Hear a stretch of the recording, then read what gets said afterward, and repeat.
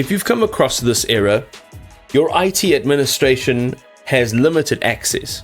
Today I'm going to show you how to actually fix that. So let's get troubleshooting.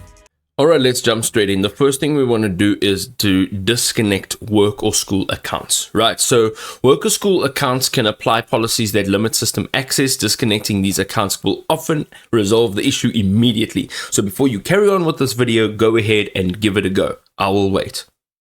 Alright, so how you do this is you open settings, go to accounts, and then look for access work or school, and then select any connected accounts and click disconnect. Restart your computer and the changes will take effect. The next thing that we can do is repair Windows apps in Windows Defender via PowerShell. So here, corrupted apps registrations can trigger access errors. PowerShell commands can rebuild these registrations and restore normal functionality. So go ahead, right click on your start menu, look for Windows PowerShell, open as administrator, paste and run the re-registration command to repair all Windows apps.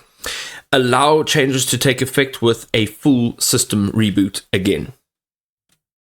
The next one is to remove Windows Defender policies from registry. So here you're going to be editing the registry to remove these restrictions. First thing you need to do, go ahead and type Windows R, and then you are going to type reged it and press enter. Now this is the path that you're going to navigate to, and right click the Windows Defender folder and select delete. Again, reboot to make sure that your changes take effect. The last thing over here, if the issue is still persisting, if you're still with me on this video, perform an in-place upgrade repair. So download Windows 11 ISO. So get the latest official ISO from the Microsoft website. Mount the ISO and launch the installation wizard. Select upgrade this PC now to keep your files and your apps, and then follow the prompts to repair the system files without any data loss. If you'd like to back up your data just as another protocol safety procedure, go ahead and do that.